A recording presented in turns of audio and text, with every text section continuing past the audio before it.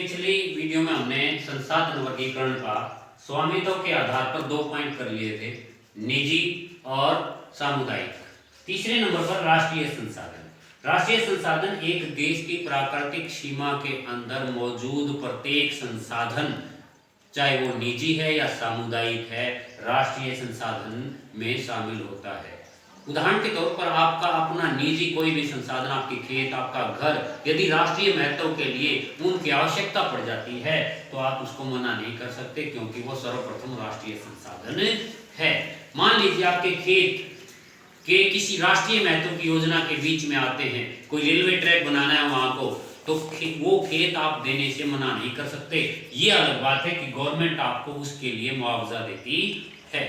तो इस एक राष्ट्रीय संसाधन में देश की प्राकृतिक सीमा में प्राप्त संसाधन और आसमान उस सीमा के अंदर और 19 मील या 22 किलोमीटर के दायरे का समुद्र में पाए जाने वाला प्रत्येक संसाधन राष्ट्रीय संसाधन कहलाता है।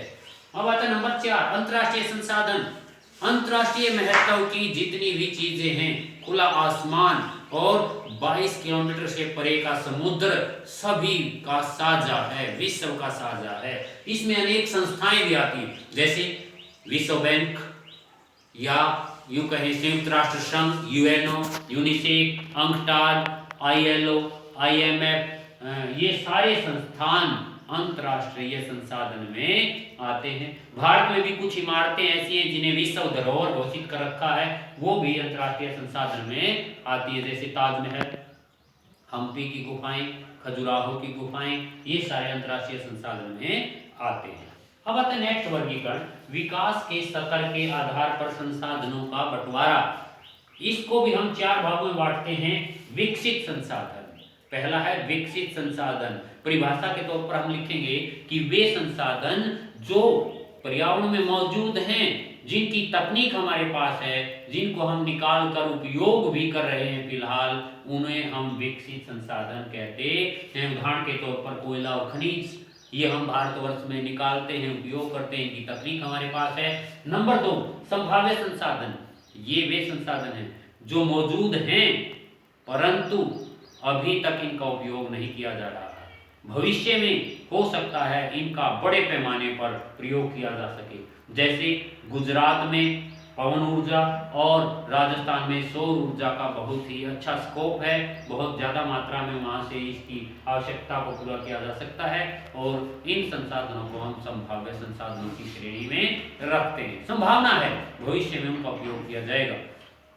तीसरा, भंडार। ये वे संसाधन हैं जो किसी क्षेत्र विशेष में मौजूद हैं परंतु तकनीक के अभाव में, टेक्नोलॉजी के अभाव में अभी तक हम उनको निकाल नहीं रहे और उपयोग नहीं कर रहे हैं। भंडार हैं, वो सेफ हैं, जब भी तकनीक आएगी हम उनका उपयोग कर सकते हैं। इसका उदाहरण हमने देना है कि ऑक्सीजन और हाइड्रोजन मिलकर मतलब ऊर्जा का एक विकल्प के तौर पर उभर सकते हैं, परंतु हाइड्रोजन से ऊर्जा बनाने की तकनीक अभी हमारे पास नहीं है। इस कहानी से भंडार संसाधन में शामिल किया जाता है। संचित कोष, ये भंडार संसाधनों का ही एक भाग है।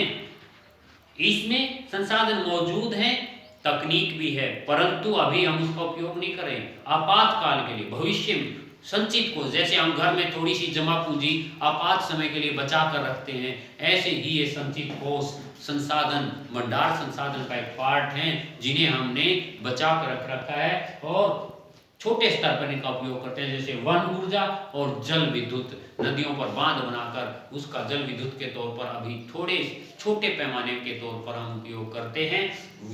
हो सकता आगे हम इनका और अधिक उपयोग कर सकें। तो बच्चों, ये संसाधन वर्गीकरण का पूरा क्वेश्चन है, 6 नंबर में ये क्वेश्चन आता है। यही बातें आपने इसमें लिखनी है, ये कॉपी में भी नोट डाउन करना है और लर्न भी करना है। धन्यवाद।